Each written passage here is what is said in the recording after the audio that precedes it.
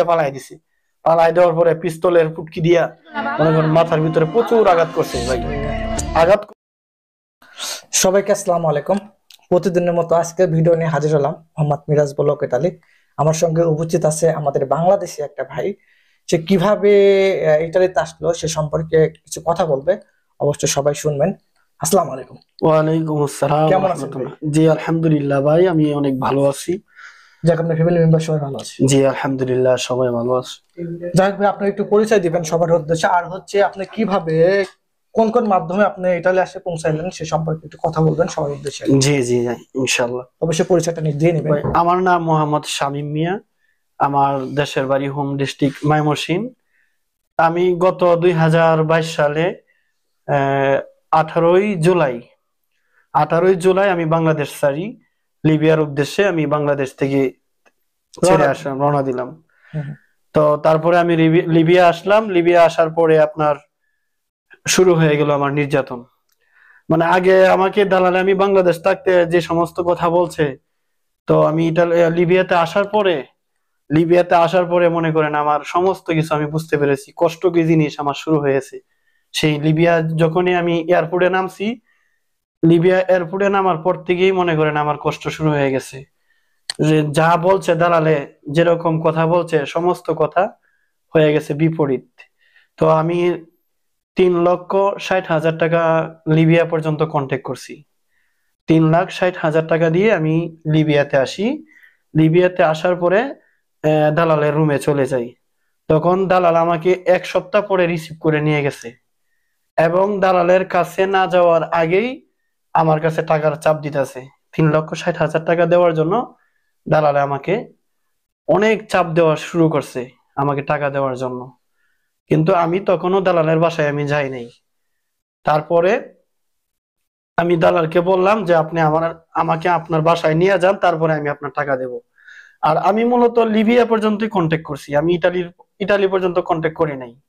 আমি 3,60,000 টাকা দিয়া লিবিয়া পর্যন্ত কন্ট্যাক্ট করে আসছি। তখন ওইটাও কন্ট্যাক্ট ছিল যে আমি গেম দিব না, আমি অবস্থা বুঝা সবকিছু পরিস্থিতি দেখা তারপরে গেম দিব। আমি যতদিন থাকবো ততদিন পর্যন্ত আপনি আমাকে লিবিয়া একটা চাকরি ধরায় দিবেন, এরকম একটা কন্ট্যাক্ট ছিল। তখন আসছি, আসার পরে দালালের বাসায় নিয়ে গেল। 3 দিন সময় দিছে, 3 দিনের ভিতরে টাকা পরিশোধ করতে হবে। তখন আমি 3 দিনের ভিতরেই আমি টাকা পরিশোধ করলাম। তখন দালাল আমারে চাকরি দিল। চাকরি কোন জায়গায়? সেনাবাহিনীর ক্যাম্পে একটা চাকরি ব্যবস্থা করছে। কিন্তু আমার সাথে যারা ছিল সবাই আমাকে নিষেধ করেছে যে তুমি সেনাবাহিনীর ক্যাম্পে যাবা না, সেনাবাহিনীর ক্যাম্পে গেলে তোমাকে মাইর করবে, টাকা দিবে না, প্রচুর খাটাবে, পরিশ্রম করাবে, কিন্তু তোমাকে টাকা দিবে না। তারপরেও আমি কি করলাম, দালালের চাপে পড়ে বইতে গেলাম। দালালে বলতেছে তুই যদি এই চাকরি না করস তাহলে তোরে আমরা খাওয়াইতাম না, যতদিন খাইবি ততদিন তোরা দেশেতে টাকা আইন না এখানে খাইতেই। এখন হয় চাকরি করবে, নয় টাকা দিয়ে খাবি, সেই কথা বলছে।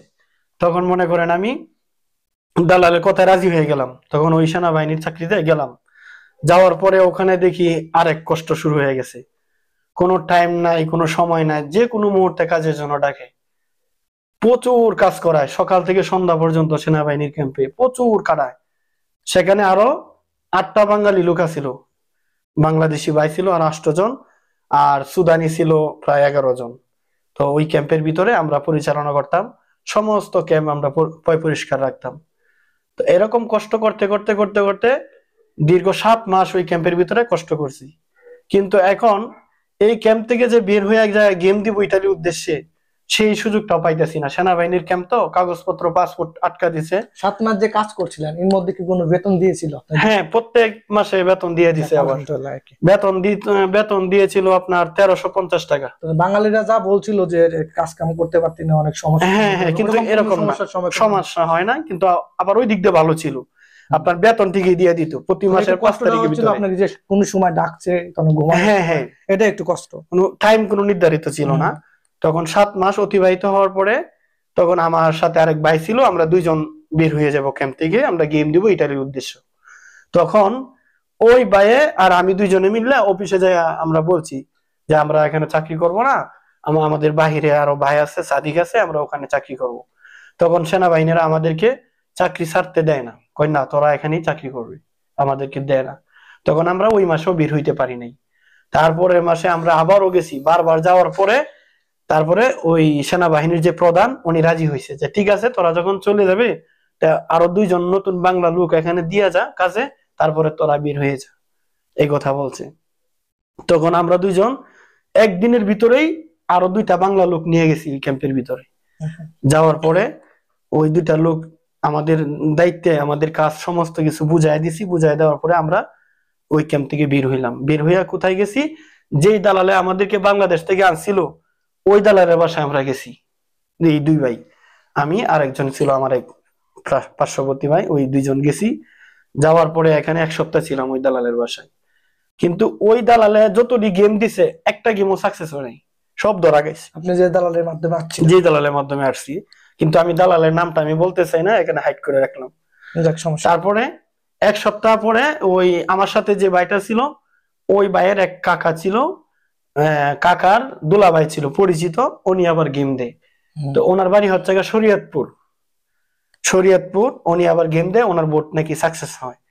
তো এই কথা বলাতে ওই ভাই আবার কথাবার্তা বলছে যে ওই দালালের মাধ্যমে গেম দিবে, বেনগাজি আর কি, লিবিয়া বেনগাজি, বদনি করে একটা নাম আছে ওই জায়গাতে। তো বেনগাজিতে পরে ওই দালালের সাথে কথাবার্তা সব ফাইনাল করছে, ওই ছেলেটা গেম দিবে আমার সাথে যে ছিল। তখন আমি ওই ভাইকে বললাম যে ঠিক আছে তুমি যেহেতু গেম দিবা, তোমার পরিচিত লোক, আমিও তোমার সাথে চলে যাব, আমাকেও নিয়ে যাও। তখন আমরা 2 জন সিদ্ধান্ত করছি যে ওই লোকের সাথে গেম দিব। তখন আপনার কন্ট্যাক্ট করলাম, বেনগাজি থেকে গেম দিবে 8 লাখ করে, 8 লাখ টাকা করে কন্ট্যাক্ট করছি, 2 জনের 16 লাখ টাকা। ধরা আমরা যত খাইবো সবকিছু সব ওই দালালে ছুটাই আনবো, এই কথা বলছে। তখন আমরা যেই দালালে বাসায় ছিলাম আগে, এই 2 লাখ 3,60,000 টাকা দিয়ে আসছিলাম কন্ট্যাক্ট করে, ওই দালালের কাছ থেকে আমরা বলে আমাদের পরিবারের সাথে কথা বলে আমরা ওই দালালের কাছ থেকে চলে গেছি। ওই দালালে যার সাথে 8 লাখ করে কন্ট্যাক্ট করছি ওই দালালকে ফোন দিছি। ফোন দেওয়ার পরে আপনার ওই দালালে আমাদেরকে 2 জনকে রিসিভ করে নিয়ে গেছে ওনার বাসায়। নিয়ে যাওয়ার পরে উনি আবার সময় দিছে যে তোমাদের 2 দিন পরে গেম হবে, তোমরা টাকা পয়সা সব ক্লিয়ার করো। তখন টাকা পয়সা আমরা 2 দিনের ভিতরে 8 লাখ করে 16 লাখ টাকা দিয়ে দিলাম। দিয়ে দেওয়ার পরে একদিন মাত্র সময় দিছে, একদিন পরে আমাদের পরিবারের সাথেও যোগাযোগ করার করে নাই, মানে সময় দেয় নাই। আমার যে মানে আমি যে গল্পগুলা বলতেছি আমার অনেক কষ্টের কথাগুলা, সামনে আরো কঠিন কথাগুলো আছে। আসলে যারা লিবিয়াতে আছে এবং লিবিয়া থেকে তিউনিসিয়া আসতে চায় তাদের জন্য আমার কথাগুলা খুব জরুরি এবং উপকারে আসবে। তখন আপনার ওই দালালের বাসায় চলে গেলাম, টাকা টুকা ক্লিয়ার করলাম। আমাদের সকালবেলা 10টার ভিতরে আমাদের ফোনগুলা নিয়ে গেল। আমরা পরিবারের কাছে যোগাযোগ করতে পারলাম না যে অমুক দিন গেম হবে। তখন আমাদেরকে বিকাল 3টা বাজে ওই দালালে নিয়ে গেল গেম করে, 3টা বাজে নিয়ে গেছে, বলছে রাত্রে গেম হবে। তখন আমরা লোক ছিলাম 42 জন। এই 42 জন রাত্রের ভিতরে সাগর পাড়ে নিয়ে গেছে আমাদেরকে। সাগর পাড়ে নিয়ে যাওয়ার পরে একটা ছাগলের ঘরে, সাগরের পাড়ে একটা ছাগলের ঘরে উপর দিয়া টিন আর সাইডে দিয়া একটা ইটের বাউন্ডারি, আর বাথরুম টাথরুম কিচ্ছু নাই, পানি টানি কোনো ব্যবস্থাই নাই। এত কষ্ট, আমরা 42 জন মানুষ সারা দিন না খাইয়া রয়েছি, সারাটা রাত ওটার ভিতরে ফালাই রাখছে গেম দিব বললা, কিন্তু গেম হয় নাই। আমরা 42 জন মানুষ ভাই, আমরা 42 জন মানুষ আমরা ওখানে ছিলাম। তারপরে পরের দিন প্রায় 10টা যখন বাজে, পরের দিন 10টা যখন বাজে, এই 10টার দিকে দালাল আসছে, আইসা একটা করে কবজা দিছে আর 1 বোতল করে পানি দিছে, ছোট বোতল আর কি, 1/2 লিটার। এতটুকুই খাবার দিয়ে আবার চলে গেছে। কিন্তু এমন ছোট ঘর, একজনের উপরে 5 জন করে শুইছি আমরা, এত সিফাসিফি। তারপরে পরের দিন রাত্রে আসছে, আয়সা বলছে সবাই রেডি হও, তাড়াতাড়ি বাইরে গেম হবে এখন। তখন আমাদের বোট রেডি করছে, তেলের টাঙ্কি, টিউব টুব যা আছে সমস্ত ব্রিডিং সবকিছু গেমের প্রিপারেশন নিয়ে আমরা সাগর পাড়ে আমাদেরকে নিয়ে যাবে। আমরা যে সাগর পাড় থেকে কাছে ছিলাম, কাছেই মানে দেখা যায় সাগরটা। তো আমাদেরকে নিয়ে গেছে সাগর পাড়ে, সাগর পাড়ে নিয়ে যায় আমাদেরকে বসাইছে। বসানোর পরে একটা সেনাবাহিনী আইসা আমাদেরকে বলতেছে যে তোরা ওখানে চুপ করে বসে থাক, যতক্ষণ পর্যন্ত আমরা না আসবো ততক্ষণ পর্যন্ত তোরা এখান থেকে উঠবে না। আমরা বোট রেডি করি, বোটে তেল তুল যা আছে সব উঠাই, তারপরে তোরা উঠাবো। এই কথা বলে সেনাবাহিনী চলে গেছে। তখন আমরা বসতে বসতে তখন রাত্রে 12:30 1টা বাজতেছে।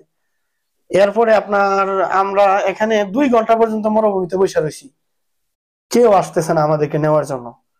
এখন আমাদের যে ক্যাপ্টেন ছিল, ওই ক্যাপ্টেন আবার দাঁড়ায় বলতেছে যে তোমরা কেউ এখান থেকে উঠবা না, কোথাও যাবা না, কারণ এখান থেকে গেম রাত 4টা বাজে হয়, তোমরা কোনো টেনশন করবে না। ওই ক্যাপ্টেন এই কথা বলছে। তখন আরো পয়সা থাকতে থাকতে 2 ঘন্টা পর্যন্ত অপেক্ষা করার পরে দেখলাম 7 থেকে 8টা সেনাবাহিনী পিস্তল লইয়া বন্দুক লইয়া চতুর্দিক দিয়ে ঘুরতেছে, খুঁজতেছে। আর আমাদের আবার এই ক্যাপ্টেন বলতেছে তোমরা কোনো টেনশন করো না, এই সেনাবাহিনী আমাদেরকে ভোট ছাড়ে, সেনাবাহিনীর আন্ডারে আমরা যাই, কোনো টেনশন করবো না, এই কথা বলতেছে। তখন 10-15 মিনিট পরে দেখি ওই সেনাবাহিনী গুলা আমাদের দিকে খুব ধাওয়ায় আসতেছে। আসার মাত্রই যখন 2-3 জন উঠা দিছে দৌড়, এই দৌড় দেওয়ার সাথে সাথেই গুলি গুলি করা শুরু করছে ভাই, প্রচুর পরিমাণ গুলি করতেছে। বিপজ্জনক। হ্যাঁ, গুলি করার পরে আমরা মরুভূমিতে সবাই যে যার যার লুকায় মতো পারছে লুকায় গেছে। এরকম করতে করতে কিন্তু আমারে সর্বপ্রথম ধরছে এসে সেনাবাহিনী। ওইটা ভাগ্য হয়। আমারে সর্বপ্রথম ধরার পরে আমার জ্যাকেটটা ছিল, জ্যাকেটের মধ্যে পাসপোর্ট ছিল, সমস্ত কিছু দিয়ে পালাই দিছে। পালাই দেওয়ার পরে পিস্তলের ফুটকি দিয়া মনে করেন মাথার ভিতরে প্রচুর আঘাত করছে ভাই। আঘাত করার পরে আমার হাতে পায়ে বাইন দেয়া পুরা দমটা নাকে লাগাইছিল। তখন আমি ওই যে মরুভূমিতে যে ইয়া ছিল, এই বালু ছিল, বালুর মধ্যে আমার ফারামারে গাড়িয়ে তুইয়া পরে বাকিগুলা ধরছে। আমাদের 42 জন লোকের মধ্যে মাত্র 5 জন পলায় গেছে, আর বাকি সব ওই জায়গায় ধরে লাইছে সেনাবাহিনী, কেউ যাইতে পারে নাই। ধরার পরে এখান থেকে আমাদেরকে ধরে নিয়ে গেছে তারেক বিন জিয়া জেলখানায়। বেনগাজি সবচাইতে কঠিন জেল, তারেক বিন জিয়া জেল, ওই জেলখানায় আমাদেরকে নিয়ে গেছে। নিয়ে যাওয়ার পরে ওই জেলখানার ভিতরে আপনার শুধু খালি সকাল এবং বিকাল 3 বেলা ফিটাইতো। এত জোরে জোরে পিটাইতো, ফিরানির আওয়াজ খালি দূরে থেকে কান্নার আওয়াজ শোনা যেত। আর কোনো খাবার টাবার দিত না। একটা বাথরুম ছিল, বাথরুমে কোনো দরজা ছিল না ভাই। অনেক কষ্ট করা হয়েছে, শুধু সকালবেলা একটা রুটি দিত আর রাত্রেবেলা শুধু এই পাস্তা দিত। লিবিয়ার জেলখানে অনেক কষ্ট হয়। অনেক কষ্ট লিবিয়া বেনগাজিতে। তখন তখন আমরা এখানে জেল কাটছি 18 দিন পর্যন্ত। তখন ও ভাই এখানে একটা কথা আমি ভুলে গেছি, তখন ছিল রমজান মাস। রমজান মাসের 3 দিন আগে গেম দিছি, প্রথম রমজানে যায় জেল কাটছি, জেলের ভিতরে গেছি। তখন 18ই রমজান পর্যন্ত আমরা জেলখানায় ছিলাম।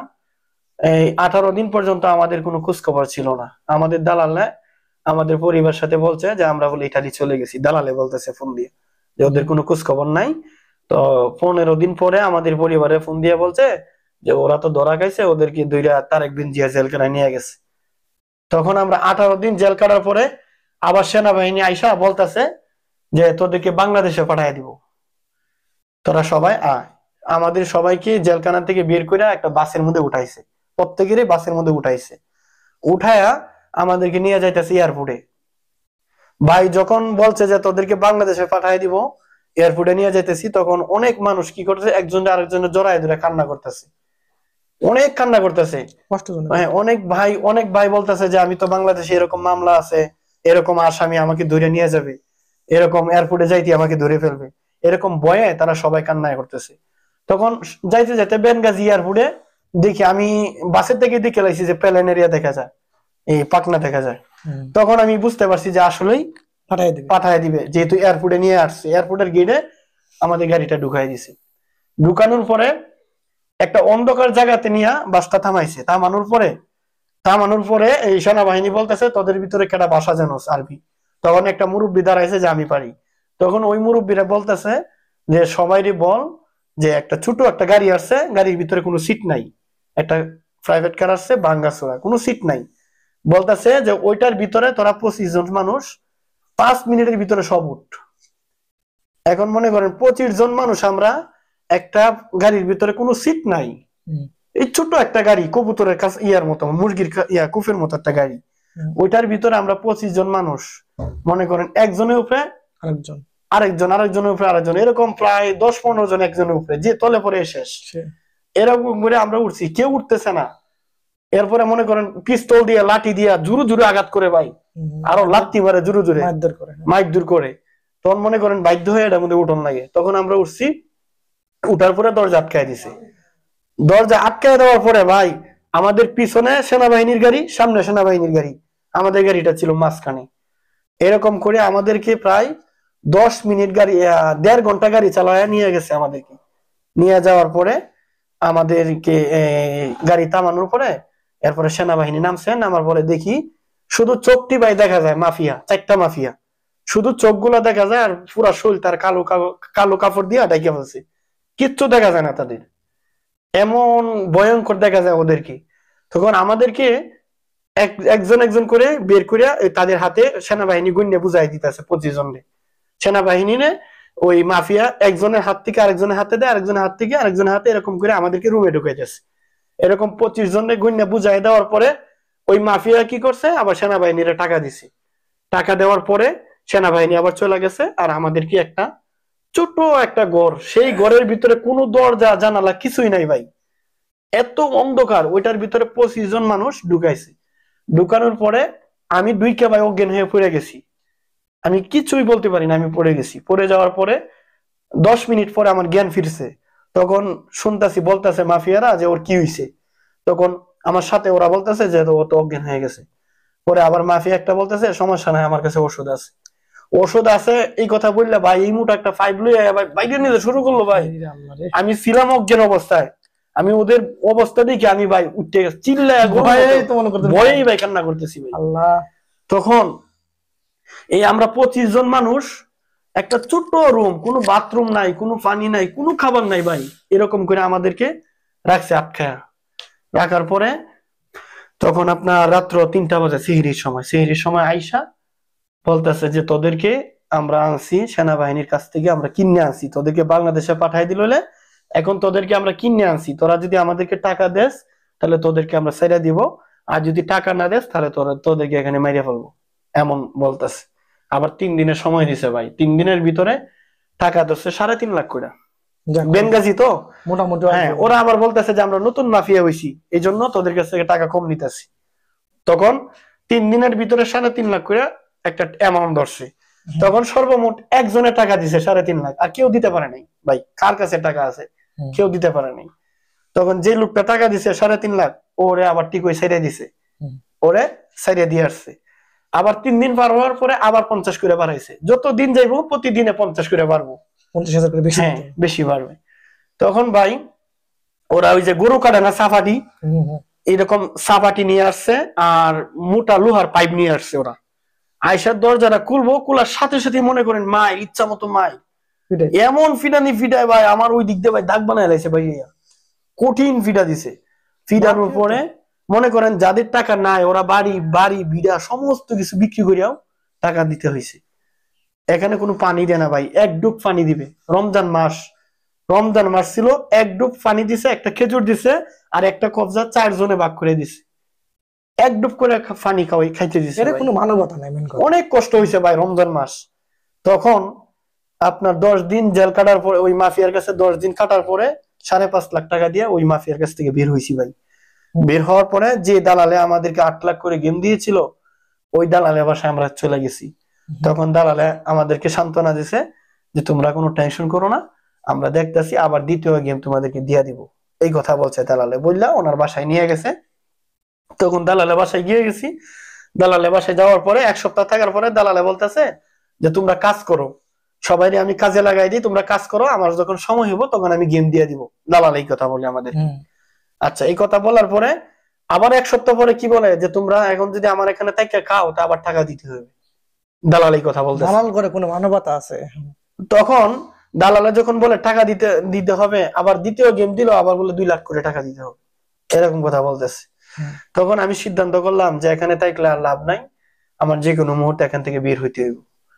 তখন ওই দালালকে আমি বলছি যে আমার বেনগাজি এক জায়গায় চাকরি হয়েছে, 1800 টাকা বেতন, আপনি আমাকে ওখানে দিয়ে আসেন।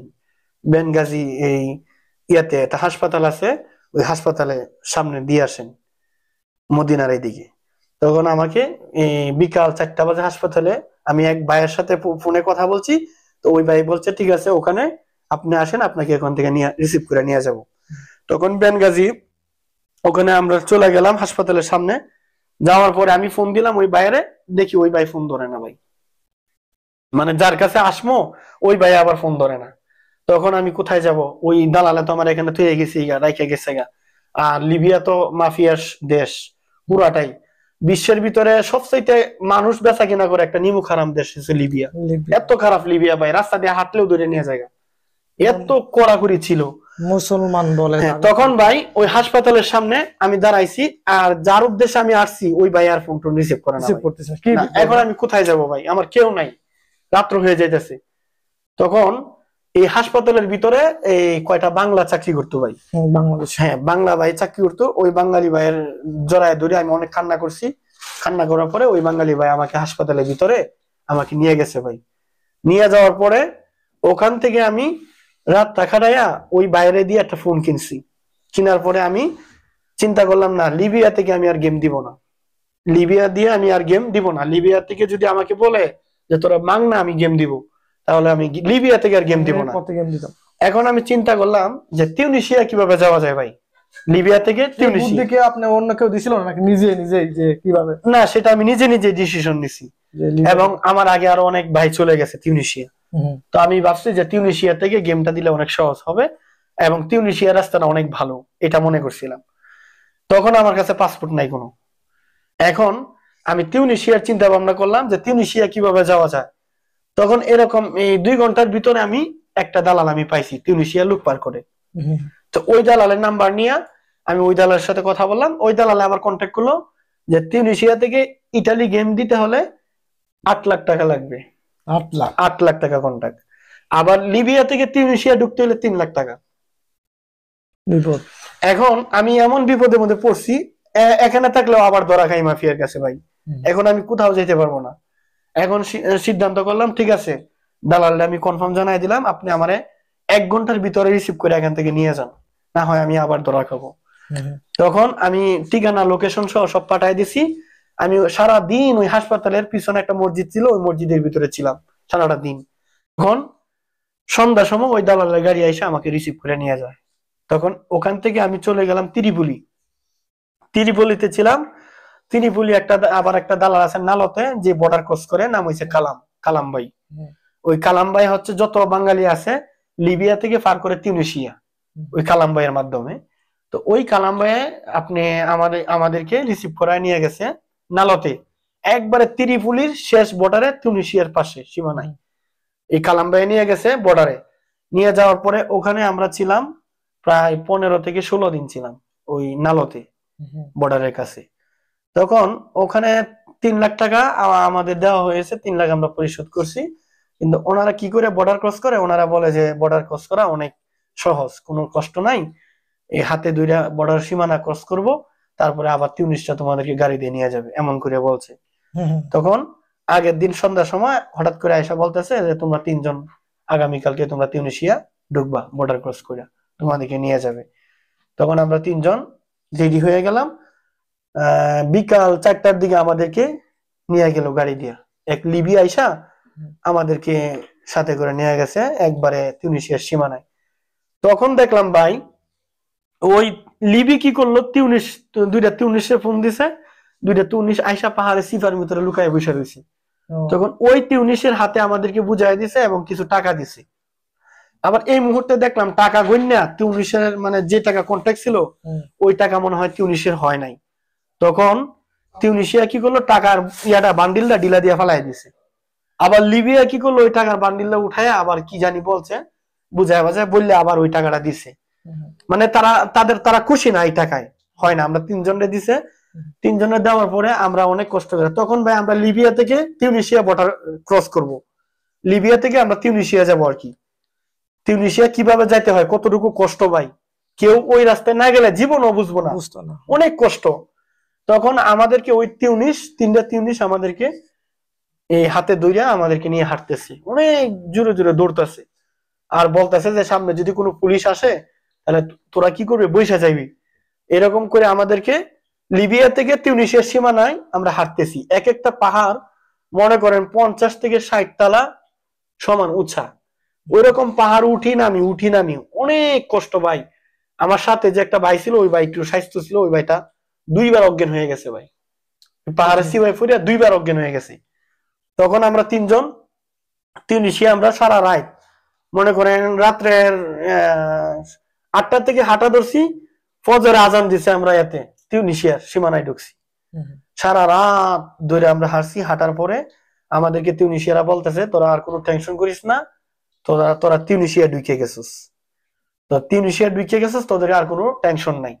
তখন আমরা তিনজনে কি করছে যে তোরা এখানে একটা মরুভূমি আছে রাস্তার পাশে, এই মরুভূমির মাঝখানে বলতেছে তিউনিস বলতেছে যে তোরা এখানে বসে থাক, তোরা এখানে বসে থাক, ঘুমায় থাক।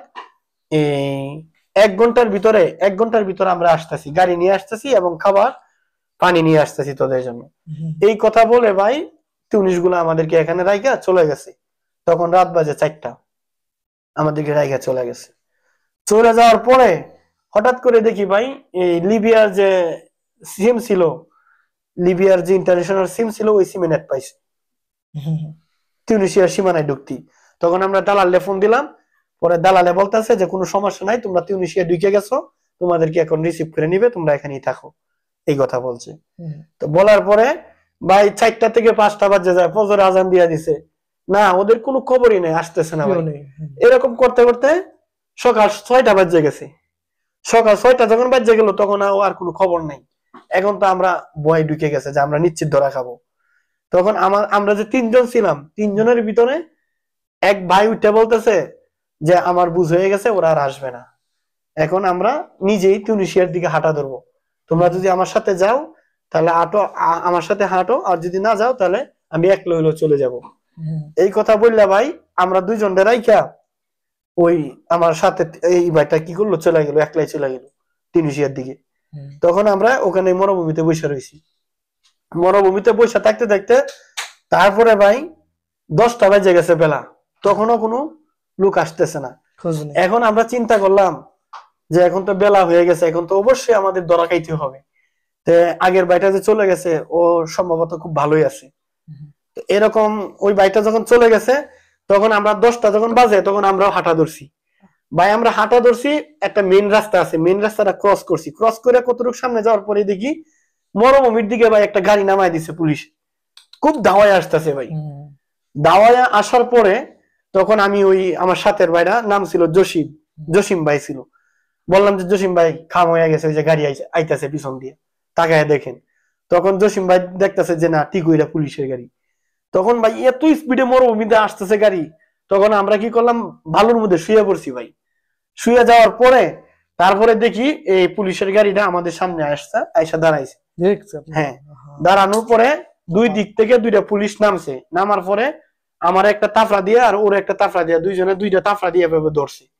ধরিয়া পাসপোর্ট, আমার পাসপোর্ট ছিল না, ওর পাসপোর্ট ছিল, কাগজপত্র যা আছে সব নিয়ে আমার দুইটা তাফরা দিছে, ওরও তাফরা দিছে, তাফরা দিয়া পুলিশের গাড়িতে ঢুকাইছে। তখন আমি কান্না করতেছি, ও কান্না করতেছে যে আমাদের কপালে আবার পড়ছে, আমরা ধরা খাইয়া ফেললাম।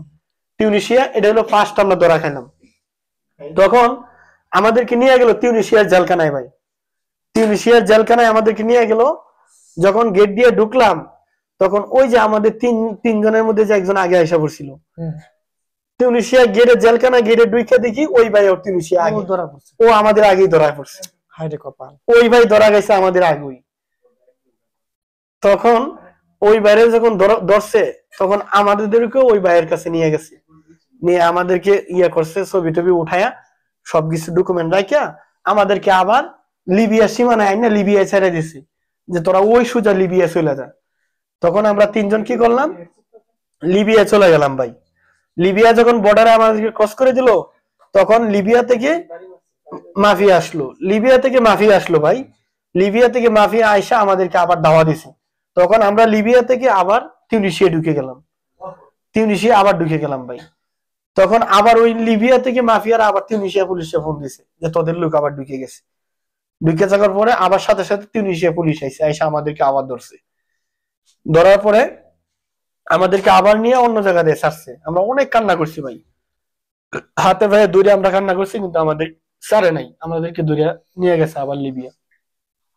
তখন লিবিয়া ক্রস করার পরে ওই আমরা তিনজন ছিলাম, তিনজনের মধ্যে আমি বলতেছি ভাই আমাদেরকে যে এখানে ছেড়ে দিছে, যে কোনো মুহূর্তে আবার মাফিয়ারা দাওয়াতে ধরে লাগবে, তো এখান থেকে চলেন আমরা আবার টিউনিসিয়ার সীমানায় ঢুকে যাই।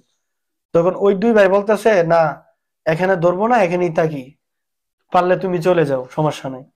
তখন আমি বললাম না ভাই, আমি অনেক ধরা গাইছি, লিবিয়া অনেক ধরা গাইছি, আমার টাকা টোকা নাই ভাই, আমি যদি এবার ধরা খাই তাহলে আমার আর ছুড়াইতে পারবো না কেউ, কিন্তু আপনাকে তো টাকা আছে, সমস্যা নাই।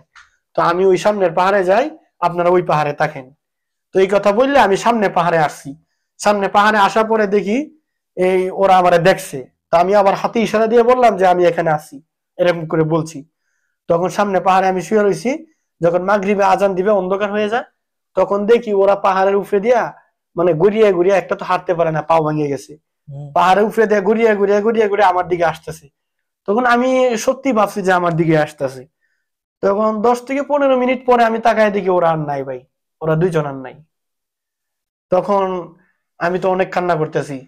পরে আবার ওই জায়গায় চলে গেলাম পাহাড়ের সিপাই, যাই দেখি ওরা দুইজন নাই। এবার আর সন্ধ্যা হয়ে গেছে মাগরিবের পর। তখন আমি একলা হয়ে গেলাম, ওরা দুইজন চলে গেছে, আমি একা। আমি অনেক কান্না করতেছি ভাই। চতুর্দিক দিয়ে শিয়াল ডাকতেছে, বড় বড় শিয়াল ডাকতেছে। পাহাড়ের সিপাই, আমি কোথায় যাব, আমি কোনো কিছু চিনি না। 3জন ছিলাম, ওরা আমার সাহস ছিল যে রাইকা চলে গেল। তখন আমি অনেক কান্না করিয়া, আমি সাহস করিয়া আমি চিন্তা করলাম আমি মরি আর বাঁচি, আমি তিউনিসিয়ার দিকে যাবই, লিবিয়া যাইতাম না। মরলে আমি তিউনিসিয়া মরবো। তখন আমি তিউনিসিয়ার দিকে আমি একলা হাঁটা ধরছি। প্রায় 10 থেকে 15 কিলোমিটার রাস্তা হাইটে যাওয়ার পরে মরুভূমির মাঝখানে দেখতে পাচ্ছি যে একটা ছোট কুফি বাতির মতো দেখা যাচ্ছে। এরকম দেখতে দেখতে 5 মিনিট পরে দেখি এটা আসলে বাতি না, এটা হচ্ছে সেনাবাহিনীর গাড়ি। হাইরে বাবা, কি ধাওয়ায় আমার দিকে আসতেছে ভাই। তখন একটা খাড়া গাছের একটা জুপ ছিল, ওই জুপের ভিতরে মনে করেন পুরা শরীর আমার দেখা যায়। আমি যাই কোনো মতে খালি ঢুকে রয়েছি। তো ওই সেনাবাহিনীর গাড়িটা আইসা আমার পিছনে আইসা আবার দাঁড়া করছে, দাঁড়া করে নামছে। ভাগ্য। নামার পরে মনে করেন আবার আমাকে তাফা দিয়ে ধরছে। ধরার পরে আমরা বলতেছে যে হয়েন হয়েন ইতনিন নফর। ও কইতেছে যে 2টা বাংলা কই, আর 2টা কই। আমাকে আবার মোবাইল থেকে ছবি দেখাইতেছে যে এরা 2টা কই, তোরা 3টা ছিলে না, তাহলে তুই আসছ, ওরা 2টা কই। আমারে আবার এই কথা বললে ভাই আরো মাইক ধরছে যে ওরা 2টা কই, আমি বলি না দিকা। তখন আমি বললাম যে ওরা 2টারে লিবিয়ার পুলিশের ধরে নিছে, আমাকে ধরতে পারে না, আমি দৌড়ে আইসা করছি তিউনিসিয়া। তো এরকম করে ভাই আমাকে দরিয়া নিয়ে আবার লিবিয়ার সীমানায় নিয়ে আবার পাঠায় দেয়। এটা 4বার ধরছে তিউনিসিয়ার পুলিশে, 4বারের মাথায় আমাকে ধরছে। ধরার পরে আবার আমাকে লিবিয়া নিয়ে পাঠায় দিছে লিবিয়ার সীমানায়। আবার লিবিয়ার পুলিশে কি করছে, আমার ওই দিক দিয়ে দিছে দাওয়া। তখন আমি আবার দৌড়ে আইসা লিবিয়া তিউনিসিয়া ঢুকে গেছি। আর তিউনিসিয়া পুলিশে আবার দাওয়া দিয়ে আমার ধরছে। ধরার পরে আবার আমার হ্যাঁ ভাই প্রচুর মাইট দিছে ওই দিন। আগে যতবার ধরছে একটা করে লিবিয়ার পুলিশ আপনাকে ওইভাবে ধরতেও পারে না, মারতেও পারে না, তিউনিসিয়ার পুলিশ আপনার উপর, হ্যাঁ তিউনিসিয়া পুলিশ আমাকে মারছে এবং মরুভূমিতে ফালাইয়া ইয়া দিছে, এই পিস্তল দিয়ে ফিরাইছে, লোহা দিয়ে ফিরাইছে ভাই, অনেক কষ্ট দিছে। আগে কি করতো, যতবার ধরতো একটু করে পানি দিত, খাবার দিত। 5 নাম্বার পর থেকে আমার যতবার ধরছে ততবার ভাই খালি আমার মারছে, খালি প্রচুর মাইট দিছে, আমাকে অনেক মাইট দিছে। এরপরে কি করলো, 6 নাম্বার সময় আবার আমাকে, আমি আবার কি করলাম, লিবিয়া থেকে একা একা হাইটা আবার আসলাম তিউনিসিয়া। তখন তিউনিসিয়া একটা বাজার ছিল, ওই বাজারে এসে ঢুকে গেছি। তখন ভাবছি যে আর মনে হয় আমাকে ধরবে না, কারণ আমি জানি যে তিউনিসিয়া পুলিশ ধরে না, এটা শুনছি আগে, তিউনিসিয়া পুলিশ অনেক ভালো, এটা জানতাম। তখন একটা মসজিদ ছিল, মসজিদের ভিতরে ঢুইকা আমি গোসল টুসুল করছি, আমার জামা কাপড় পাল্টাইছি, ময়লা কাপড় সব পালাই দিছি। পালানোর পরে ভাই মসজিদের ভিতর থেকে আমাকে পুলিশে ধরে লাইছে আবার। মসজিদের ভিতরে আমি দাঁড়াইছি, আমাকে পুলিশে আবার ধরে লাইছে, ধরে নিয়ে আবার যে বর্ডারে, লিবিয়ার বর্ডারে নিয়ে ছেড়ে দিয়ে আসছে। কষ্ট। তখন ছাড়ার পরে আবার আমি হাঁটতে পারি না, আমি 1 সপ্তাহ পর্যন্ত কোনো কিছু খাবার খাই নাই ভাই। ইয়া 3 ফল ছিল, 3 ফল ফেরে ফেরে খাইতাম, গাছের পাতা খাইতাম, এমন পেটে খিদা ছিল, গাছের পাতা ফেরে ফেরে খাইছি ভাই বাঁচানোর জন্য। 1 ফোঁটা পানি পাইতাম না ভাই, অনেক কষ্ট হইতো। এবং এর ভিতরে আবার 2 দিন বৃষ্টি হয়েছে ভাই, পুরা বৃষ্টির মধ্যে আমি ভিজছি মরুভূমির মাঝখানে। তারপরে আবার এই লিবিয়াতে আমার ছেড়ে দিয়ে আসলো। আবার লিবিয়া থেকে আসলাম, আসার পরে হাইটে হাইটে আসছি, আসার পরে ভাই এই একটা রাস্তা থেকে একটা ভাই আমাকে 10টা টাকা দিছে, এই 1 10টা টাকা দেওয়ার পরে আমি ওই টাকা নিয়ে গেছি একটা কবজার দোকানে, রুটির দোকানে, এটা কবজা কেনার জন্য একটা কবজা কিনছি। কবজাটা কিনা রাস্তা দিয়ে মানে 10টা সামনে আসছি। আসার পরে দেখি একটা লোক, এই তিউনিস, ওইটা আমাকে তাপাতে ধরে লাইছে, ধরে বলতেছে তুই লিবিয়া থেকে আসছিস। এই কথা বললে দেখি আবার তুই পুলিশে ফোন দিছি। পুলিশে ফোন দেওয়ার পরে ভাই আবার পুলিশ এসে পড়ছে, সাথে সাথে আবার গ্রেপ্তার। তিউনিসিয়ার বর্ডারে এমন কোন পুলিশ নাই যে আমরা চিনে না, সবাই আমার পরিচিত হয়ে গেছি আমি। চিনি। যে কটা কোস্টগার্ড আছে এই কটা কোস্টগার্ড আমার সিঙ্গেল হয়েছে ভাই। মানুষ একটা। তারপরে এখন আমরা দেখি এখন কি মারবো, আমারে মারতে মারতে ওরা হাসি উঠে গেছে, ওরা আমার নিয়ে খালি খেলা শুরু করছে। এখন কি করলো তারা আমাকে চোখ বান্ধে লাইছে ভাই। আমি বারবার রাস্তা চিনে লাই, রাস্তা চিনে আইসা পড়ি, এই জন্য আমার চোখ কি করছে রাত্রে বান্ধে লাইছে। আমার চোখ বান্ধা আমাকে অন্য জায়গা দিয়ে দিয়ে পার করছে যাতে আমি না চিনি। তখন চোখ বান্ধে আমার নিয়ে ছাড়ছে আবার লিবিয়া। ছাড়ার পরে আমি আবার একটা পাহাড় ছিল সবচেয়ে উঁচা পাহাড়, ওই পাহাড়টা আমি টার্গেট করছি, আমার যে নেই ছাড়ুক আমি ওই পাহাড়ে বলে যাব। পরে ওই পাহাড় দেখে আমি আবার গেছি। যাওয়ার পরে এটা হচ্ছে আপনার 8 নাম্বার সময়, 8 বার ধরা খাওয়ার পরে আসছি। আসার পরে তখন সিদ্ধান্ত করলাম যে বাজারে আর যাবো না, বাজারে গেলে খালি ধরিয়ালায় পুলিশ। তখন চিন্তা করলাম যে এখান থেকে গাড়ি চলে, যে কোনো একটা গাড়িতে যদি উঠতে যায় তাহলে আর ধরতে পারবো না। তখন আমি গেছি গাড়ি কাউন্টারে যাইয়া এই গাড়ি ড্রাইভারের সাথে কথা বলছি, কথা বললে আমি গাড়ির ভিতরে ঢুকে বসে গেছি। যাক আলহামদুলিল্লাহ, এখন আর আমার কোনো সমস্যা হবে না। তখন দেখি ওই গাড়িগুলা মনে হয় সম্ভবত এই আমার একটু পাশে যায় ফোনে কথা বলছে দেখলাম। ভাই ফোনে কথা বলার 5 মিনিট পরে দেখি পুলিশের গাড়ি হাজির। আমি ওই গাড়ির ভিতর থেকে ভাই দেখতেছি যে পুলিশের গাড়ি হাজির। কি কষ্ট রে ভাই। এখন ভাই প্রচুর কষ্ট। এখন দেখি ওই ড্রাইভারে জিজ্ঞাসা যে হয় বাংলা কোথায়। তখন এই ড্রাইভারের ইশারা দেখাইছে ওই গাড়ির ভিতরে। তখন যাত্রীর ভিতর থেকে ভাই আমারে পিছন থেকে তাফা দিয়ে দৌড়িয়ে চেঁচড়ায় নামাইতেছে গাড়ির থেকে। এখন চিন্তা করলাম এই কপাল আবার পড়ছে। আর ওই যে বাজারে ধরে ওই বাজার থেকে লিবিয়ার বর্ডার প্রায় 25 কিলোমিটার দূর। প্রত্যেকবার যাই হাইটা আবার হাইটে আসতে হয়। তখন আবার ধরলো আমারে, ধরার পরে আবার আমাকে নিয়ে গেল লিবিয়া নেওয়ার পরে আবার ছাড়ার পরে লিবিয়া থেকে যখন আবার তিউনিসিয়া ঢুকি তখন এই তিউনিসিয়া পুলিশ আবার আমার দেখে লাইছে। দেখার পরে ওরা গাড়ি নিয়ে চলে যাইছিল, আবার দেখে আবার ব্রেক করছে। যখন ব্রেক করছে তখন আমি আবার দৌড়ায় লিবিয়ার সীমানায় যাই একটা গর্তের ভিতরে আমি লাফ দিয়ে নামিয়ে গেছি। তখন আর আমার পুলিশে দেখে নাই, কিন্তু ওই পুলিশ 5 মিনিট পর্যন্ত পুরা সীমানা খুঁজছে ভাই। খুঁজার পরে আমার আর ধরতে পারেনি। ধরতে না পাইরা যত কোস্টগার্ড আছে সমস্ত কোস্টগার্ডের ফোন দিছে যে তাড়াতাড়ি আয়, বাংলা আবার আয়া পড়ছে। সব পুলিশ আইসা পড়ছে ভাই। আসার পরে দেখি পুরা লাইট মেট, আমি তো সব দেখতেছি ওরা যা খুঁজতেছে, কিন্তু ওরা আমার দেখে না। এত পরিমাণ লাইট মারতেছে, সব উজ্জ্বল হয়ে গেছে। আমি মনে মনে ভাবতেছি আল্লাহ এইবার যদি আমার ধরে আমার মাইরিয়ে ফেলবো একবারে। ওরা যে জিদ দিয়ে খুঁজতেছে, রাগ করছে। এরকম খুঁজতে খুঁজতে এরকম রাত যখন 3টা পর্যন্ত খুঁজতেছে, কিরে বাংলা গেল কই, সীমানায় ঢুকে গেছে তিউনিসিয়া কিন্তু বাংলা নাই। তখন রাত 3টার দিকে আবার একটা পুলিশ যায় কি করলো, লিবিয়া সীমানা যায় লাইট মারছে, মারতেই দেখে আমি দাঁড়ায় রয়েছি। এর মধ্যে কি করছো, সব পুলিশ ডাকতেছে তাড়াতাড়ি পায়ে রয়েছি, বাংলা কি খুশি, ও বাংলা বাংলা বাংলা এরকম কইয়া ভাই আমার আবার ওই গর্ত থেকে উঠাইয়া এই গাড়ি ভাঙ্গার এই যে পাইপ আছে না লোহা, ওই পাইপ দিয়ে ভাই যে ফিটাইছে ভাই, আমি অজ্ঞান হয়ে গেছি পুরা। আল্লাহ আবার আমার ধরে আমার ফিটাইছে, কারণ ওরা ফিটাইছে জিদ দিয়ে ফিটাইছে, সারাটা রাত আমার নিয়ে খেলছে। আবার বলতেছে যে দেখ আমরা কয়টা মানুষ তোর পিছনে আজকে সারাটা রাত কাটাইছি। এরকম করতে করতে এটা হচ্ছে 10 নম্বর সময় আমার ধরছে ভাই। তখন ওরা ফিরাই আবার নিয়ে আমার ছাড়ছে। ছাড়ার পরে আমি আবার রাত্রে অন্ধকারে আসতেছি অন্য সাইডে আসতেছি। এখন কোস্টগার্ডে কি করছে, বাতি অফ করে বসে রয়েছে, কোনো কোস্টগার্ড দেখা যায় না, কোনো পুলিশও দেখা যায় না। আমি হাঁটতে ভাই ডাইরেক্ট সেনাবাহিনী কোস্টগার্ডের সাথে কোলাকুলি করতেছি। একবারে কোস্টগার্ডের সাথে আমি ঢুসকাইছি। আমাকে ওই কোস্টগার্ডে দেখে আমার কি খুশি ওরা, হাই হাই এই বাংলা আমার বাংলা। এখন ওরা মানে একটা অসহ্য হয়ে গেছে আমার ধরতে ধরতে এই 11 নম্বর মাথায়। আচ্ছা আবার এই সেম কাহিনী করে আবার সাইডে দিয়ে আসলো। এবার আর সাইডে দিয়ে আসে না, আমি বারবার আইসা বলি দিকে ওরা আর আসে না। ওরা কি করে আবার বৈশা থেকে আমি কোন পর্যন্ত গেছি আবার ঢিলা মারে, আবার লাইট মারে, ওরা আর আসে না, ওরাও চালাক হয়ে গেছে। ওরাও যেহেতু চালাক হয়ে গেছে আমি আর ভাই আসি না, আমি বৈশা দেখি ওরা ভাবনা। যা কপাল ভালো যে 13 বার ধরার পরে বাঁচায় রাখছে। তারপরে ভাই এবার সিদ্ধান্ত করলাম যে আর ধরা দিব না, নিজের পায়ে হাইটা চলে যাব। তখন আমি চিন্তা ভাবনা করলাম যে রাস্তার পাশে দিয়ে যে বিদ্যুতের খুঁটাগুলা, এই রাস্তাগুলা যে করছে এটা তো আর একদিনে করে নাই, আস্তে আস্তেই করছে। তা আমিও আস্তে আস্তে হাঁটি তিউনিসিয়া শহরের দিকে চলে যাই। তখন আস্তে আস্তে সারা রাত পর্যন্ত হাঁটছি। ফজরের 3টা পর্যন্ত আমি হাঁটার পরে আমি একটা মরুভূমিতে ঘুমাইছি, কিন্তু মরুভূমিটা হচ্ছে সমতল। তখন রাস্তার পাশে সাইনবোর্ডে যাই দেখি 45 কিলোমিটার রাস্তা হাঁটছি হাইটা। এখন ঘুমাইছি ভাই, ঘুম থেকে উইটা দেখি আমি কোনো দিশ পাইতেছি না, কোন দিক থেকে কোন দিকে আইছি, মানে দিশা হারাই রয়েছি মরুভূমির মাঝখানে। ভাই এত কষ্ট করছি ভাই, সারা রাত হাঁটছি, পরে আবার আমি জ্ঞান হারাই হয়ে আমি দিশা হারাই রয়েছি। তারপরে আমি আবার হাঁটা ধরলাম, হাঁটতে হাঁটতে দেখি যে বাজারটা আমি ক্রস করে আসছি ওই বাজারটার উল্টা সাইডে যাই উঠছি। তখন দেখি সবকিছু নতুন নতুন দেখা যায়, আমি কই এইবার মনে হয় ভালো শহরে আইসা পড়ছি, আর কোনো টেনশন নাই, এবার আর কোনো বিপদ নাই। তো ভাই আস্তে আস্তে একটা মসজিদে ফজরের নামাজ পড়লাম।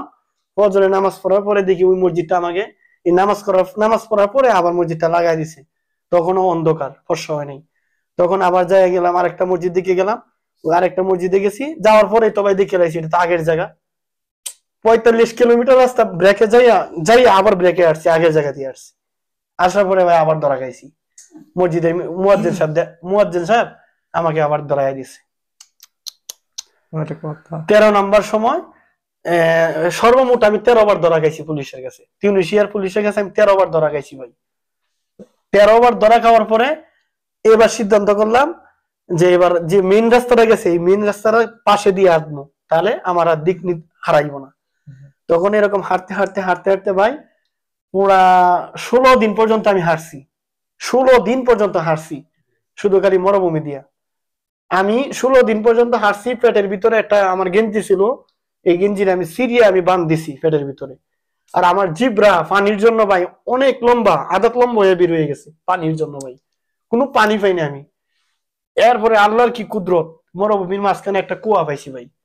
কিন্তু কুয়া পাইছি, কুয়ার ভিতরে পানি আছে, কিন্তু এই পানি উঠায়া খাওয়ার মনে কোনো ব্যবস্থা নাই। তারপরে একটা বোতল পাইছি, ওই বোতলটা দাঁত দিয়ে কামড়ায় খাচ্ছি, কাইটা মরুভূমির মাঝখানে এই যে ইয়ে আছে, এই তার আছে, জিয়া তার মাঝে মাঝে পাওয়া যায়, এগুলা টুকায় জোড়া দিয়ে দিয়ে অনেক লম্বা করে ওটা দিয়ে পানি উঠাইছি। পানি উঠায় ভাই খাইলাম, খাওয়ার পরে এক বোতল পানি লইছি, লওয়ার পরে হাঁটতে হাঁটতে প্রায় 17 দিন পর্যন্ত হাঁটছি। হাঁটার পরে দেখি একটা বড় একটা বাজার পাইছি, রমাদান করে নাম বাজারটার, তুনিশিয়া। ওই বাজারের মাঝখানে এখন চিন্তা করলাম, এখন যেহেতু শহরে আইসা পড়ছি এখন মনে আর পুলিশে ধরবো না। তো পুলিশে ধরবো না যে এটা বাস্তব হওয়ার জন্য পুলিশের থানার সামনে দিয়ে আমি যাই, আসা যাওয়া করি, মানে পুলিশের সামনে দিয়ে যাই আর আসি, ট্রাই করি দিয়ে পুলিশে ধরে কিনা। তখন দেখি না ভাই সত্যি পুলিশে ধরে না, পুলিশের সামনে দিয়ে যাই পুলিশে ধরে না। তার মানে বোঝা গেল এবার নিরাপদ, এখন আর কোনো সমস্যা। তখন ভাই এই বাজারে 2 দিন ছিলাম, 2 দিন থাকার পরে কোনো বাঙালি পাই নাই ভাই, যেখানে যাওয়ার টার্গেট ছিল কোনো বাঙালি নাই। তখন 2 দিন থাকার পরে পুরা রাস্তা যা আছে বাজার টাজার কোনো জায়গায় একটা বাঙালি পাই নাই খুঁজে। এখানে আবার একটা এয়ারপোর্ট আছে, প্লেন একটু পরে পরে নামতেছে উঠতেছে।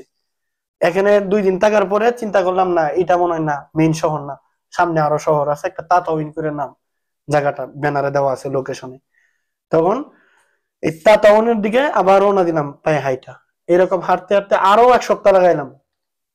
1 সপ্তাহ পর্যন্ত হাঁটতে হাঁটতে দেখি ভাই মানুষের হাড্ডি, মরুভূমির মাঝখানে যে মানুষ মরে হয়েছে, মানুষের হাড়, মাথা, মানুষের মগজ, এমনও মানুষ আছে 15 দিন 7 দিন আগে মারা গেছে, পুরা তরতাজা লাশও আমি দেখছি ভাই। এইগুলা দেখার পরে ভাই আমি আর হাঁটতে পারি না, আমার ভয়ে পুরা শরীর মনে করেন দুর্বল, এমনি তো দুর্বল, আর মরা মানুষের বডি আমি নিজের চোখে দেখছি। আমার মতে হয়তো মনে কত মানুষ এরকম যাওয়ার পথে মারা গেছে।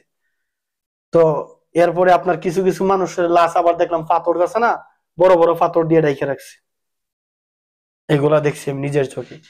দেখার পরে যাইতে যাইতে এরপরে ভাই আমার সামনে দিয়া কত রকমের শিয়াল, কত রকমের হিংস্র প্রাণী, কত রকমের সাপ যে গেছে ভাই, এগুলো বলার বাইরে। তখন যাইতে যাইতে আপনার আরো 1 সপ্তাহ রাস্তা হাঁটলাম, এর ভিতরে কোনো খাবার পাই নাই। একটা ঘর পাইছি ভাই, ছাগলের একটা ঘর পাইছি এর ভিতরে। এই ঘরের ভিতরে তালা লাগাইছিল, আপনার তালাগুলা অনেক দিন ধরে খোলা পড়ে না, মানে মানুষ আসে না, কবুতরে বাথরুম করে দিছি ওই তালার ভিতরে। তখন চিন্তা করলাম যে এখানে মানুষ আসে না, পরে ওই তালাগুলা মরুভূমি থেকে পাথর নিছি, পাথর নিয়ে বাইরিয়া ওই তালাগুলা ভাঙছি, ভাঙ্গিয়া ওই রুমে ঢুকছি। ঢুকার পরে ভাই ওখানে দেখি খুব ভালো একটা জ্যাকেট পাইছি, এরপরে আপনার সাদা চিনি পাইছি কতগুলা, আর 1 বোতল পানি পাইছি। পাওয়ার পরে ওইগুলা নিছি, চিন্তা করলাম তাহলে এত সুন্দর জায়গা, এখানে আজকে একটা রাত থাকি। পরে ওখানে 1 রাত ছিলাম ওই ঘরের ভিতরে। আর আমার পায়ে যে জুতা ছিল, ওই জুতাগুলো ভাই হাঁটতে হাঁটতে জুতার পায়ে তলা ইয়া হয়ে গেছে, নষ্ট ক্ষয় হয়ে হয়েছে। গেছে। তখন এখানে ওই ঘরের ভিতরে আবার এক জোড়া জুতাও পাইছি। তখন আমি এইগুলা আবার নিয়ে গেছি, নিয়ে হাঁটতে হাঁটতে আবার চলে গেলাম। কতক্ষণ যাওয়ার পরে এক রাখাল, বুড়া এক রাখাল তিউনিস, ও আমার আবার পিছন থেকে আমার ডাকে ভাই, বাংলা তাল তাল আমারে বলতেছে। এখন ভাই আমার আরো ভয় ডাকি গেছে, বুড়া আমার ডাকে, হ্যাঁ আমার ডাকে, আমি আরো দৌড়ি ভাই। ও যদি ওর কাছে যদি ধরা দিই তো ও নিশ্চিত পুলিশের কাছে ধরিয়ে দিব। বুড়া খালি ছাগল মগল ফালাই দেবে, আমার পিছনে লাগছে, আমিও দৌড়তেছি, ও দৌড়তেছে। কতক্ষণ যাওয়ার পরে পরে আর ও যায় না, দেখি পিছনে তাকায় দিব গেছে। পরে এরকম যাইতে যাইতে যেতে দেখি তাতাবিন শহর আর 22 কিলো বাকি। 22 কিলো যাওয়ার পরে তারপরে ভাই এমন পরিমাণ বৃষ্টি নামছে, পুরা একদম শরীর ভিজে গেছি। তখন চিন্তা করলাম এবার ধরা দিলে দিব, এবার যদি ধরাও খাই কোনো সমস্যা নাই, এবার আমি একটা মেইন রাস্তার দিকে যাই, দেখি বৃষ্টির মধ্যে নেই কোনো গাড়ি আমার লিফট নেই। তখন আমি গেলাম রাস্তায়, যাওয়ার পরে ভাই বিদেশের গাড়িগুলো এত খারাপ, কোনো গাড়ি দাঁড়া করে না ভাই, কে কার কষ্ট দেখে, কোনো গাড়ি থামায় না ভাই, কত সিঙ্গেল দিয়ে রাস্তায় দাঁড়ায়। এরকম করতে করতে একবার সিঙ্গেল দিতে ভাই পুলিশের গাড়ি সিঙ্গেল মেরে দিছি, জানে গাড়ি পুলিশের গাড়ি, তারপরে পুলিশের গাড়িও থামে নাই, চলে গেছে। এরপরে একটা মোটর সাইকেল, একটা টিউনিট ছিল ছেলে, ওই মোটর সাইকেল আসতেছে খুব গতিতে বৃষ্টির মধ্যে, আমি সিঙ্গেল দিছি, এখানে মোটর সাইকেল থামাইতে থামাইতে গেছে আরো আধা কিলো, ওখানে আমিও দিলাম দৌড়। ও দেখি কিছু বলার আগে আমি লাফ মারে মোটর সাইকেলের পিছনে উঠে গেছি ভাই। আমি বলতেছি তুই আগে সামনের দিকে যা, তারপর আমি বলতেছি কি হয়েছে না হয়েছে। পরে হ্যাঁ বলতেছে ইংটা লিবি হিমসি লিবি, তুই লিবিয়ার থেকে আইসস, তুই লিবিয়ার থেকে আইসস আমার কইতাছে। আমি বললাম না আমি লিবিয়াতে আসিনি, আমি তুনিস। পরে বলতেছে তুই কই যাবি, আর বাসায় বলতেছে ওই ভাইটা। পরে বললাম যে আমি অমুকখানে যাবো, আমি তাতাবিন যাবো।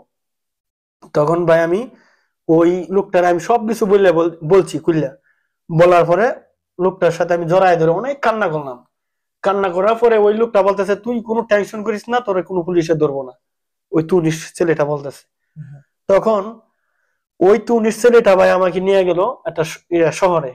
নিয়ে যাওয়ার পরে আমি বললাম যে দেখ, আমি 16 দিন পর্যন্ত আমি কোনো কিছু খাবার খাই নাই, তুই আগে আমার খাবার দে।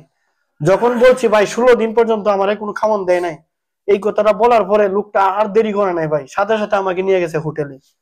হোটেল যাওয়ার পরে আমাকে খাওয়াইছে, খাওয়ানোর পরে আমি বলতেছি যে ভাই এখানে পরিবেশটা ভালো না, সবাই আমার দিকে সন্দেহ করতেছে, আমার পুরো পাগল দেখা যায় ভাই।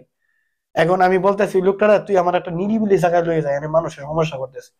এই কথাটা যখন বললাম সাথে সাথে সে আমাকে নিয়ে একটা নিরিবিলি জায়গায় নিয়ে যায়।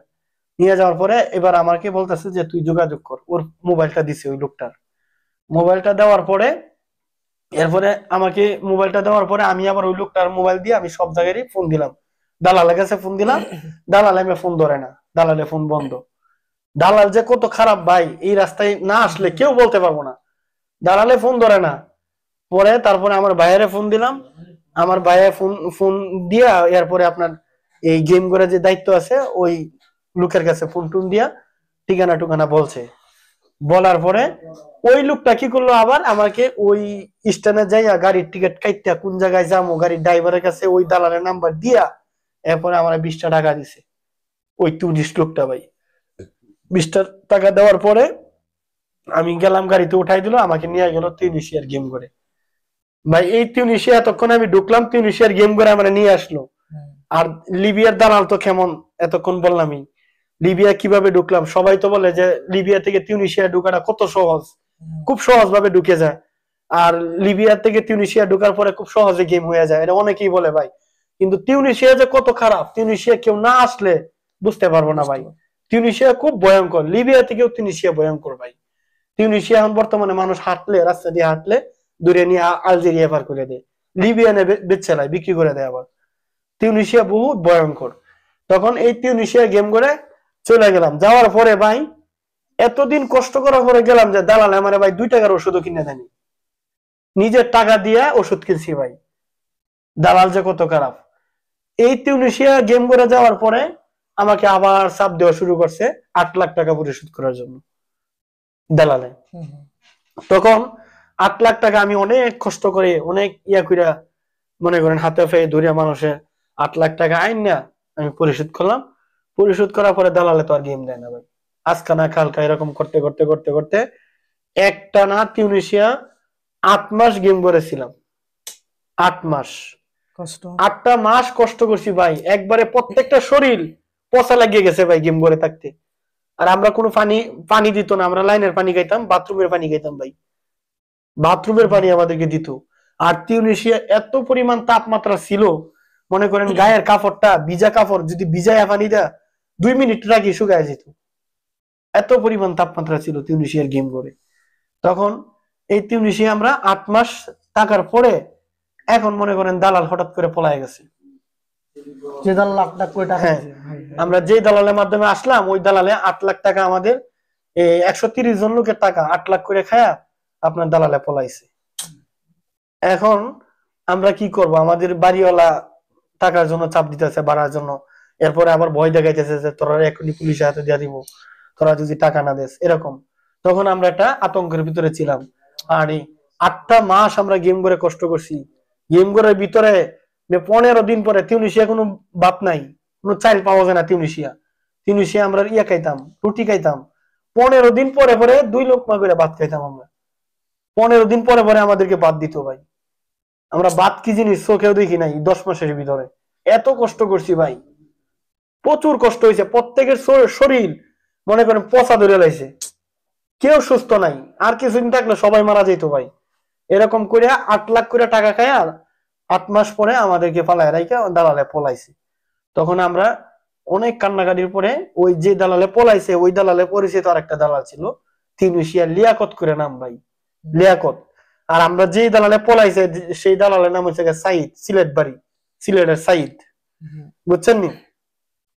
তখন 8 লাখ করে খাইয়া পলাইছে ওই দালালের কাছ থেকে আমরা ওই দালালের কাছে গেছি।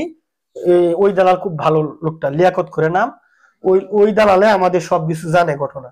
জানার পরে আমরা সবাই ওই দালালের হাতে পায়ে ধরে কান্না করলাম। কান্না করার পরে ওই দালালে বলতেছে যে তোমরা 1.5 লাখ করে টাকা যারা দিবা তারা আমি গেমে উঠাবো, বোর্ডে উঠাবো, আর যারা 1.5 লাখ টাকা করে দিবা না তাদেরকে আমি উঠাইতে পারবো। তখন আবার 2 দিনের সময় দিচ্ছে যে 2 দিনের ভিতরে টাকা দিতে হইব।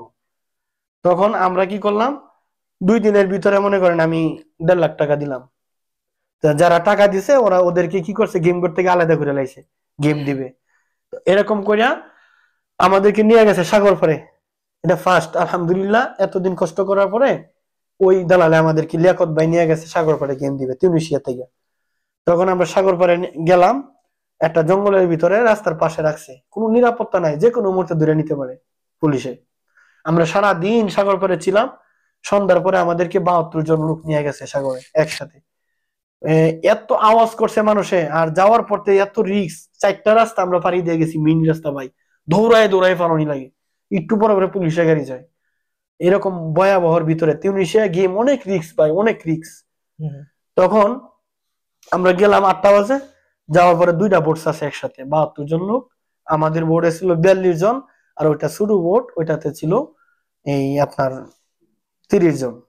তখন 2টা বোট একসাথে ছাড়ছে।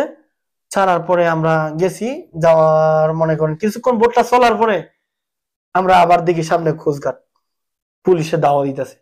তখন আমাদের ইঞ্জিন বন্ধ করে দিছি, বন্ধ করে আমরা বৈশা লইছি, আমরা বৈশা পড়ছি, আমরা ইঞ্জিন বন্ধ করে বৈশা রয়েছি, পুলিশ দেখে সামনে কোস্টগার্ড। তখন কোস্টগার্ড একটু দূরে গেছে গা, আবার ছাড়ছি। এরকম করতে করতে আমরা 4বার বোটটা ঘুরাইছি কোস্টগার্ড দেখে। তিউনিসিয়ার সাগরে প্রচুর কোস্টগার্ড ভাই। তখন আমাদের দালালে আবার বোট দিছে ভাই, এত সাগরের ভিতরে ভাই কোস্টগার্ডের অভাব নাই। মনে করেন তিউনিসিয়ার সাগরে প্রচুর পরিমাণ কোস্টগার্ড। আমরা আমাদের বোট চলতেছিল, চলার পরে মনে করেন সামনে প্রচুর কোস্টগার্ড। তখন আমরা এমনও সময় গেছে দেখা যাচ্ছে ইঞ্জিন বন্ধ করে আমরা চুপচাপ বসে রয়েছি কোস্টগার্ড দেখে। তখন আমরা 2-3 ঘন্টা চলার পরে আমাদেরকে দালালে ফোন দিছে। দালালে ফোন দিয়ে বলতেছে যে তোমাদের সাথে যে আরেকটা বোট ছিলাম ওই বোটটা ধরে লাইছে, পুলিশে ধরে লাইছে, যে তোমরা সাবধানে যাও, এরকম বলছে। বলার পরে আমাদের মনটা আরো ভেঙে গেছে যে আমরা একসাথে মানুষগুলা এত কষ্ট করছি, এখনো ওদেরকে ধরে ফেলছে। তখন আমরা চলতেছে, চলার পরে মনে করেন ইঞ্জিল এত দুর্বল দিছে, 35 ইঞ্জিল দিছে, 42 জন মানুষ, ইঞ্জিল দিছে 35। সাগরের যে ঢেউ, যে বেলা ঢেউ আসে বলে ইঞ্জিল সামনের দিকে না যায় না পিছনের দিকে আসে, ঢেউয়ের কারণে টানতে পারে না। আবার তেল দিছে আপনার 6টা, আর ছোট বোটটা বুলেতে ওই বোটে তেল দিছে 12টা, কিন্তু আমাদের বোটটা বড়, আমাদের বোটে মিলে তেল দিছে 6টা, বুলেতে তেল দিছে 6টা। তখন আমরা চলতে চলতে মনে করেন যে জায়গার ভিতরে তিউনিসিয়া থেকে ইটালিতে ঢুকতে মাত্র 8 ঘন্টা সময় লাগে, ওই জায়গায় আমরা সারা রাত বোট চলছে, সারা রাত চলার পরে সকাল 11টার দিকে আমরা তিউনিসিয়া সীমানা ক্রস করছি, মাত্র ইন্টারন্যাশনাল ঢুকি নাই। এর এর ভিতরে দেখি একটা কোস্টগার্ড ধাওয়ায় আসতেছে আমাদের দিকে। তখন আমি কোরআন শরীফ পড়ছিলাম বোর্ডে, বসে কোরআন শরীফ পড়তেছিলাম। তখন আপনার দেখা গেছে 5 মিনিটের ভিতরে আইসাই তিউনিসিয়া কোস্টগার্ড আমাদেরকে ধরে ফেলছে। হায় রে বাবা। তখন বাজে দিনের 11টা বাজে আমাদেরকে কোস্টগার্ডে আইসা ধরে ফেলাইছে তিউনিসিয়া। ধরা পরে আমরা সবাই চিল্লাচিল্লি করে কান্না করতেছি যে আমাদের কপাল আবার পড়ছে। তারপরে ওই তিউনিসিয়া কোস্টগার্ডে আমাদেরকে দইরা বলতেছে তোরা কোথায় থেকে আসছস? আমরা বলতেছি আমরা লিবিয়া থেকে আসছি। আর তিউনিসিয়া কোস্টগার্ডে বলতেছে না তোরা লিবিয়াতে আসছস, বারবার বলতেছে তোরা লিবিয়া থেকে আসছস। আর আমরা বলতেছি না আমরা লিবিয়াতে আসছি। তারপরে ওই তিউনিসিয়া কোস্টগার্ডে কি করলো, ওয়ারলেসের মাধ্যমে আবার ফোন দিল দেখলাম। ফোন দেওয়ার পরে আমরা আবার ভাবছি যে কাজ হয়ে গেছে, আমাদেরকে লিবিয়ার কোস্টগার্ডের কাছে ফোন দিয়ে দিতেছে আমরা কেন বলছি যে লিবিয়া থেকে আসছি। এখন তিউনিসিয়ার কোস্টগার্ডে কি করলো, লিবিয়ার কোস্টগার্ডে মনে ফোন দিছে। তখন আমরা আরো ভয়ঙ্কর ভিতরে, আমরা সবাই কান্না করতেছি ভাই। এরপরে 3-4 মিনিট পরে দেখি একটা পাখির মতো দূরে দেখা যাচ্ছে, এটা আবার দেখি দাওয়ায় আসতেছে, দেখি এটা কোস্টগার্ড আসতেছে।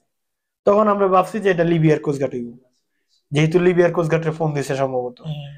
তখন ভাই আমরা আরো ভেঙে পড়ছি, আমরা সবাই কান্না করতেছি যে আমাদের জীবন শেষ, আর বাঁচার কোনো উপায় নেই।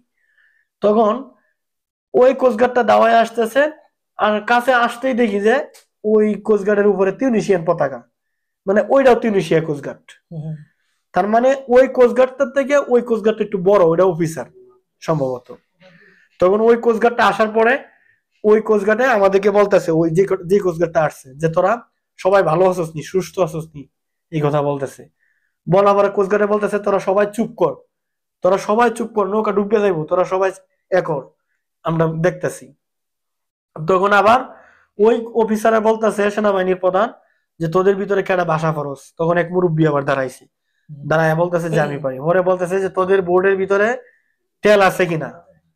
পরে বলতেছে হ্যাঁ তেল আছে। কয় তোদের বোর্ডে খাবার আছে কিনা? বলছে খাবার আছে। বলছে যে তোদের ভিতরে কোনো সমস্যা আছে কিনা ইঞ্জিনের? বলে না সমস্যা নাই। কয় তোরা ড্রাইভার ভালো, না হলে আমরা একটা ড্রাইভার দিই, সেনাবাহিনীরা বলতেছে। পরে বলতেছে না আমরা সব ঠিকঠাক আছে। পরে বলতেছে কি, সেনাবাহিনী কোস্টগার্ডে আবার বলতেছে যে তোরা কি যাই পারবি, না যাই তাহলে আমরা আগায় দিয়ে আসি। চিন্তা করেন কতটুকু আল্লাহর দয়া। তখন পরে আমরা চিন্তা করলাম না, ওরা যদি দিয়ে আসে আবার ওরা কোন নিয়ত করে যদি ঘুরায় আবার অন্যদিকে নিয়ে যায়। তখন আমরা বলছি যে না আমরা যাইতে পারবো। পরে ওরা কি করছে, সেনাবাহিনী কি করছে, এই 20 থেকে 25 হাত লম্বা একটা দড়ি, মোটা কাশি, ওইটা কি করলো, ওরা চাক্কু দিয়ে কাইটা আমাদেরকে ডিলা দিছে আমাদের নৌকার ভিতরে। ডিলা দিয়া বলতেছে যে তোরা ওই দড়িটা রাখিয়া দে, যদি কোনো বিপদ আপদ আসে তাহলে ওই দড়ি দিয়ে বানবি তোরা। এই কথাটা বললে আর বলতেছে যে সুদা চলে যা তোরা, সুদা ইটালি, একবারে সোজা যাইবি তোরা, চলে যা। এই কথা বললে আমাদেরকে ছাইরা দিছে ভাই, আর ধরে নেই। যাক মাশাআল্লাহ। হ্যাঁ, তখন আমরা আলহামদুলিল্লাহ সবাই খুশি হয়ে আমরা যাইতেছি। কতক্ষণ যাওয়ার পরে দেখি ভাই আমাদের তেলও শেষ, ইন্টারন্যাশনাল সাগরে এখনো মানে ঢুকি নাই, ঢুকার কাছাকাছি, কিন্তু আমাদের তেল আর আছে একটা। আর আমাদের যে বোট দিছে ভাই, বোট দিয়ে ভাই পানি ওঠা শুরু করতেছে আস্তে আস্তে, অবস্থা খুবই খারাপ ভাই। আমরা সবাই কালেমা পড়ে লাইছি, আমাদের আর বাঁচার কোনো মানে কেউ ভাবে নাই যে আমরা বাঁচবো। বোটে পানি উঠতেছে আর তেল আছে একটা। তখন বেলা বাজে 4টা। তখন দেখি আকাশে আকাশে ইয়ে দিয়া মানে মাথার উপরে দিয়ে একটা হেলিকপ্টার উঠতেছে, 4 থেকে 5টা রাউন্ড দিছে হেলিকপ্টারে। আর আমরা ওই নৌকা থেকে যত লাল কাপড় আছে সব হাতে উড়াইতেছি আর আমরা দেখাইতেছি হেলিকপ্টারে। তখন ওই হেলিকপ্টারটা ঘুরা দেওয়ার পরে 1.5 থেকে 2 ঘন্টা পরে ভাই একটা বোট আসছে, রিসিভ বোট আসছে, বুঝছেন, ইটালির একটা বোট। আমরা ভাবছি যে এটা লিবিয়ার বোট হইব, তো আমরা ওই বোটের আমরা দৌড়া দিই না, আর ওই বোটে আমরা দৌড়াই আর আমরা যাই অন্যদিকে।